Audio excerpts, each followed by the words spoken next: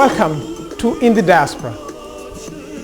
The world has become a global village. People are leaving their home and going to other continents and make those new places their home. It has not been any different whether you come from Africa, Australia, America, or even Asia. Everybody is moving from one end to the other one. In this program, we are looking at people who have left, people of African descent who have left their continents and they have moved to Europe and they have made that place or Europe their home. And this is their story.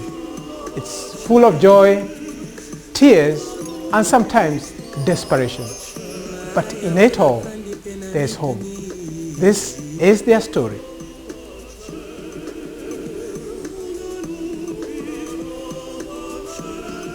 In diaspora, some of the places that you see is a market like this. And I would say, I'm a product of this market. I worked in this market, it's called Deptford Market, for about 2 years. Then I was selling electrical goods. But interestingly, the things that you'll see in diaspora is places like this, you'll find interesting things like a train carriage. How did it get there? But not to forget that not far, Deptford Bridge Station is just next to us.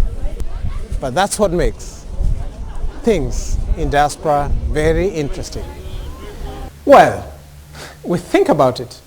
If a man earned less than his wife, especially in developing countries, probably he will not be respected within that particular community. But that story is quite common in London. Imagine you coming to wash the dishes, the man of the house, while the wife goes out to work and brings, or he is the breadwinner. But imagine you changing nappies if you're a man and the lady comes and sits on the seat and reads the newspaper.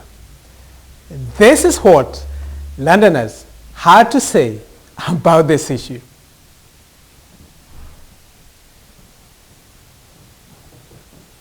No problem with that? No. No? You'd love it. I'd love it. It'd be lush, yeah. Yeah. Would you be able to stay at home and look after the children? No, I would never look after the kids, you know. Why not? I mean, I like to earn my own money, you know. How come to go home and sit down and look after the kids? Would you be able to stay at home? Would you mind staying at home and look after the children? No. You wouldn't have any problems at all? Not all, not all. I don't think he would mind staying at home, but I think he would like to go out working. Yeah. He says he wouldn't, but I'm sure he would be bored. Well, he better not have it. I'll make sure he doesn't have a problem. No. You wouldn't? Why not old-fashioned man? No, well, I've never been in that position, so I don't really know. Do you reckon that your husband would stay home and look after the children when you went out to work? Yeah. Do you reckon that your husband or partner would stay at home and look after your kids when he's out working? No. How interesting comments.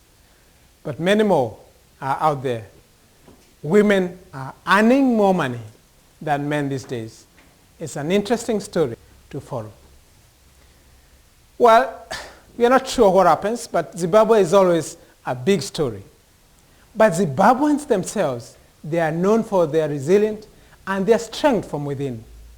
One of them moved from his country of Zimbabwe and found hope in London. In this story, the soils of London became his hope. Not just that, but he is feeding the Londoners. This is a story of a man who was a journalist and now he earns his living by becoming the black farmer in London. Well, it's an interesting story. How many of us would do this? What chances does London give to us? This is the story.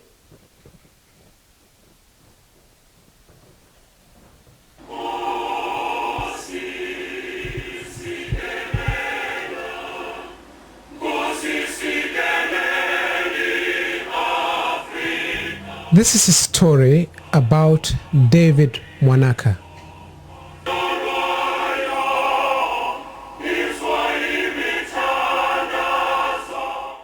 Today you are going to spend the whole day with us, the Monaka family, as we harvest white sweet corn for Sainsbury stores. David and his wife Blenda lives in the outskirts of London, not far from the farm.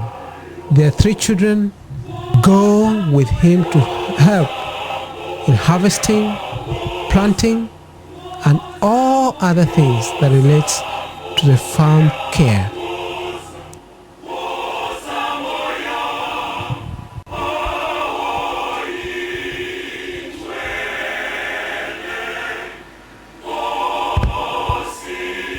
Welcome to Monaka Fresh Farm Foods. We grow white sweet corn, white maize, pumpkins, and a few other exotic vegetables. Right behind me, we've got our fields, and I'll take you for a walk and see how we harvest our sweet corn.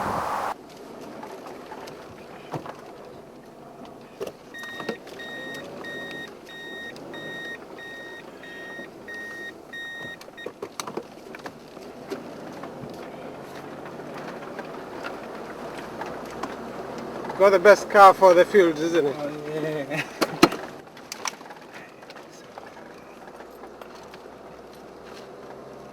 Yeah, now we are going to our corn field and maize field.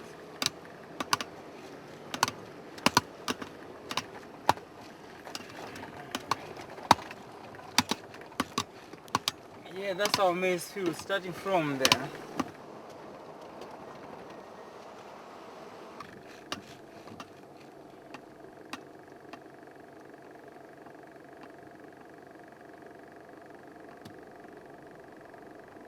So your field runs from that end? It's around, I think 15 acres. But in total, we've got around 45 acres around here. That's the first field, that is white maize.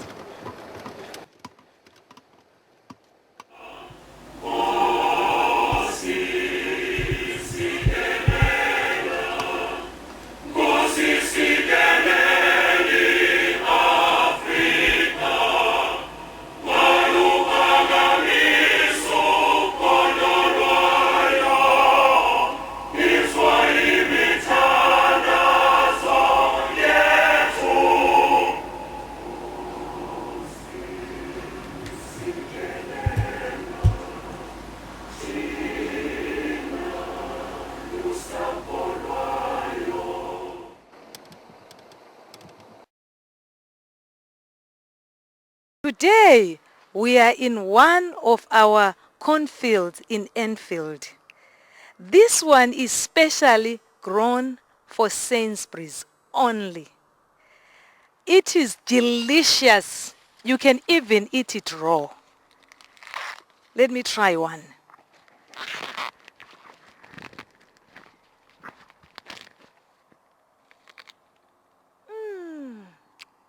Delicious.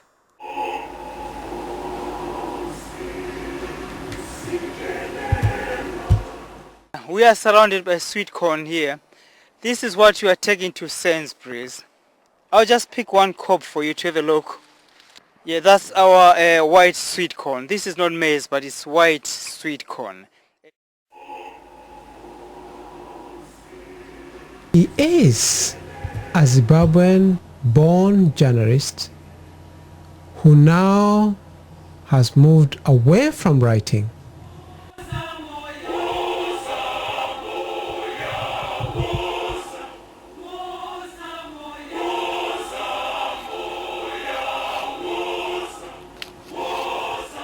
It's harvest time.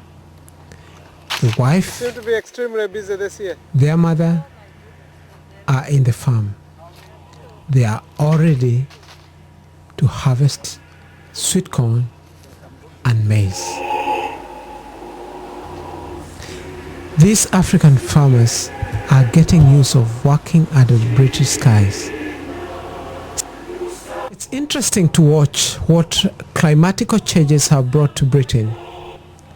Many may wonder, is the tropics with us here?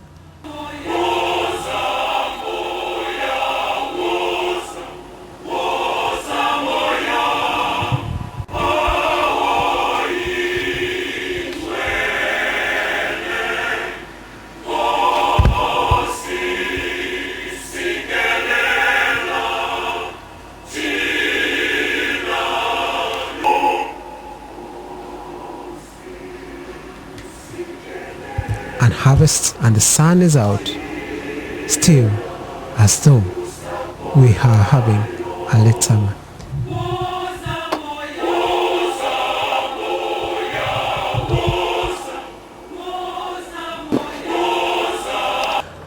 After a bumpy ride through many acres of rich land, we arrived at the warehouse.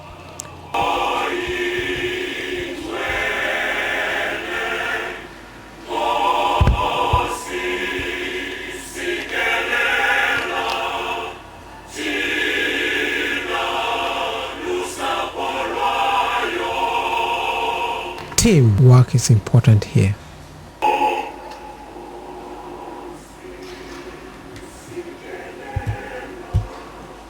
The boxes were stored ready to be shipped to Sainsbury's stores within M25 in London.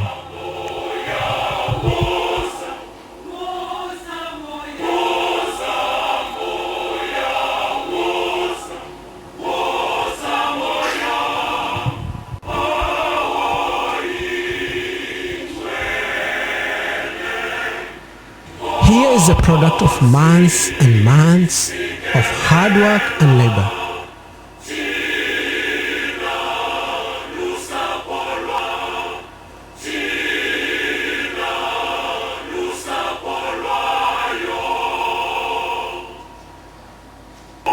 Many early days and late nights.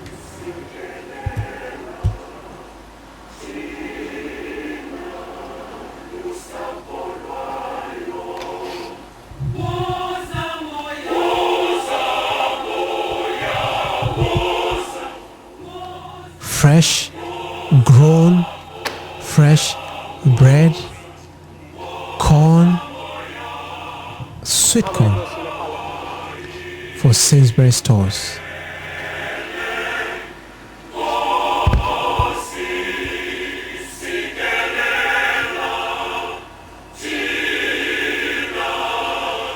Probably will not be having a crane to lift you up. What would you be using if you are in Zimbabwe?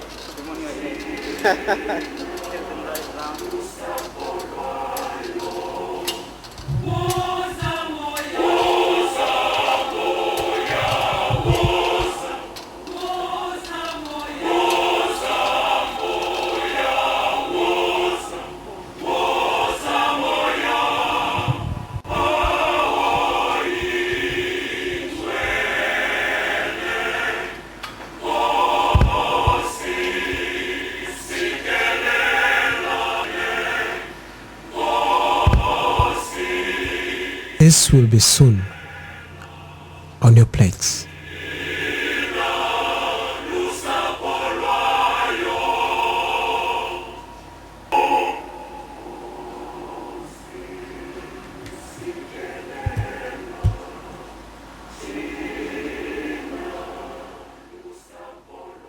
Sweet corn is now being loaded to a truck at 4 degrees refrigerated, ready for the miles and miles around London to be supplied fresh, ready for you to go and buy. Corn, sweet corn.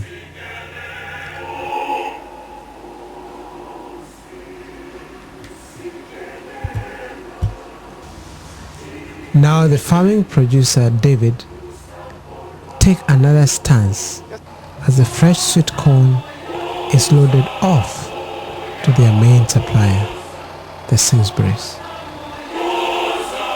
Now sweet corn is on its way to you.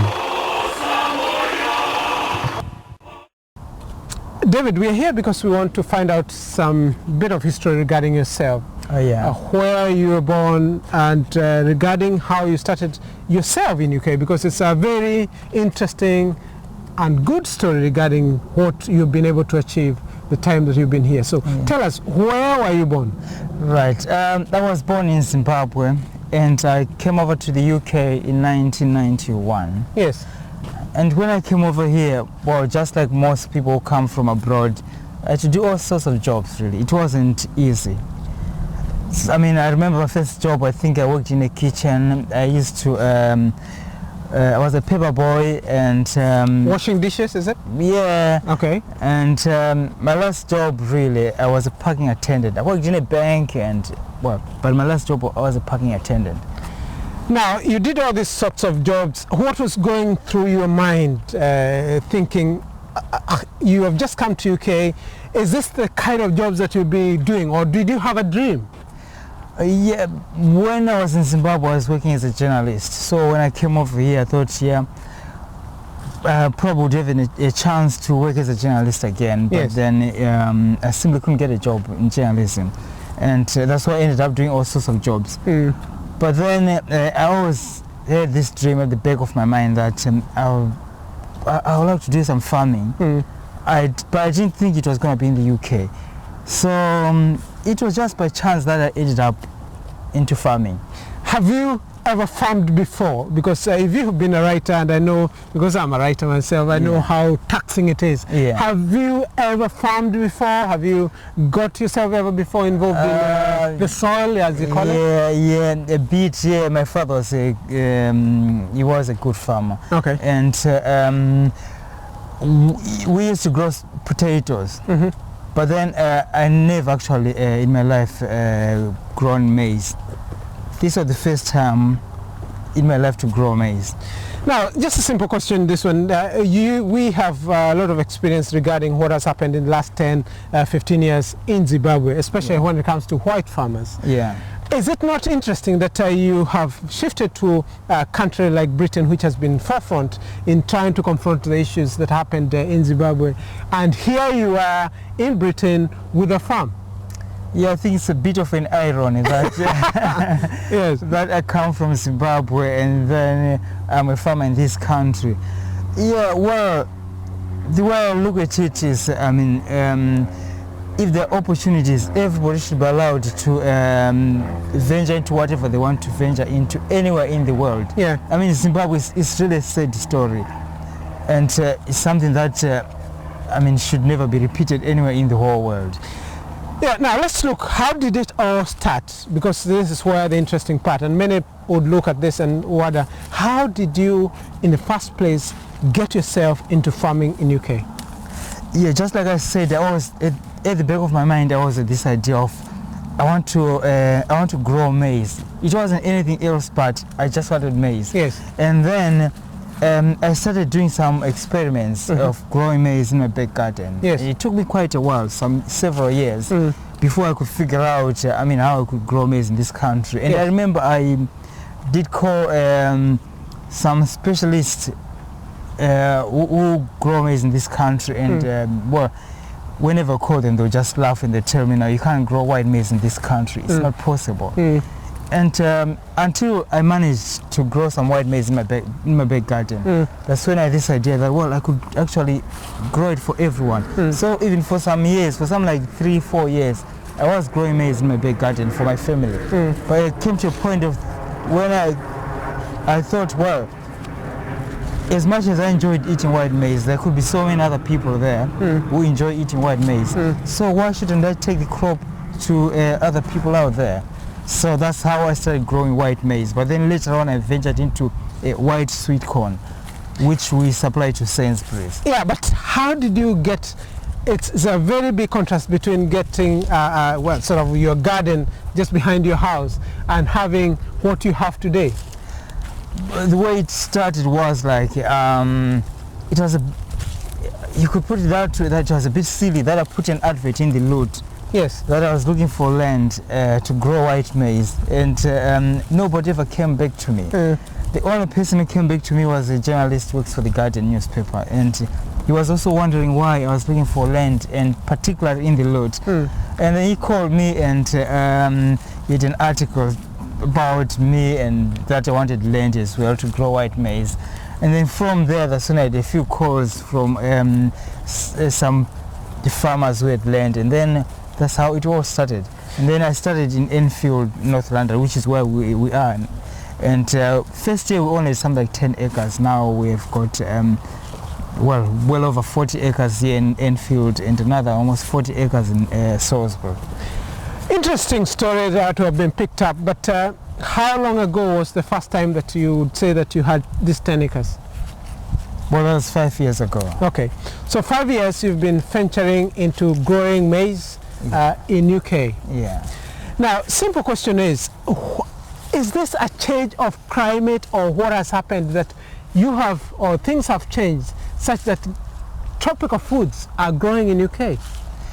Yeah, well, it could be one of the probably one of the only good things about climate change or global warming. Yes. I don't know if one could have managed to grow white maize in this country some years ago, well, 100 years ago or whatever. But because of climatic changes, because of global warming, well, I suppose it is now possible to grow white maize in this country. And now that you have all this land, all this maize that you have grown, where are you taking it? Yeah, well, for white maize, to specialized markets, mostly people from East Africa, Southern Africa, and also from West Africa. Yes. And we do deliver to some cities all over the UK. Yes. And also we've got a farm shop in Enfield, North London. Yes. That's where we sell from. As for the sweet corn, white sweet corn, just like I said, we do supply that to Sainsbury's in London. Yeah. Yeah. And what do you do when this, you have no corn on a maize cob like this one, you've already harvested the cob itself? Is there any specific use for the stock? No, absolutely not. Nothing to do with? No, we just chop them and then roach fed them. I bet probably they are fed to the cows. Well, they would want the cob as well. Okay. So if it's just the maize stock, the plant itself is of no use. Really. Okay. What is the message that probably you would like to send out there to many who would be looking to probably own a small piece of land or to farm in a place like this? Well, I would say if that's what I want to do really in life, yeah, well, then go for it. It's all down to what you're inspired to do in life, really. I mean, it's pointless doing something because someone else is doing it, but it's got to be something that you've got a passion for. If you're inspired to do it, yeah, well, then that's the best way to do it. But I must say and comment that the strength of your commitment to this land and the strength of you being around is something which has really moved me. That 4 o'clock you're in the farm and you're there until late. Yeah, well, it's a lot of work. I mean, it's you got to like it, you got to enjoy doing it. Otherwise, it's not something that you just do because I've seen someone doing it. You just got to like it because it's a lot of work, a lot of commitment, and especially the first years, it's really demanding. And I mean, it's like the seasons are very short, so you got to make use of the short season. Otherwise, you're out for the whole year. Farming in this country has got no corrections. If you can't do something properly in summer, then you're gone till next year. That's how bad it is. And do you have extended summer this time round, or how do you find the weather at this particular moment? Well, this year in particular, we had a very bad summer. We had one of the worst summers we've ever had. We had just rains pouring down almost the wrong time of the year. And well, we did manage to get away with it. We do manage to have a good crop, but it could have been better. Greater moved that a fellow African has this land doing exactly what he would have done in Africa, and this is a great success. Let's enjoy it.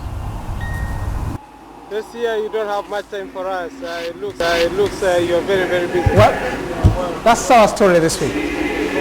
That's our story in the dance. Since the other side you planted 2 types of maize.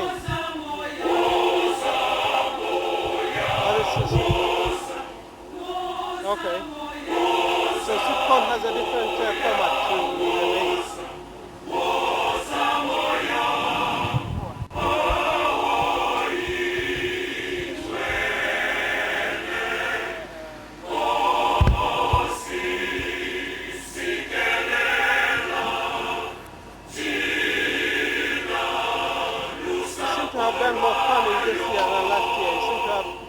More fields than last year. Yeah, that's correct.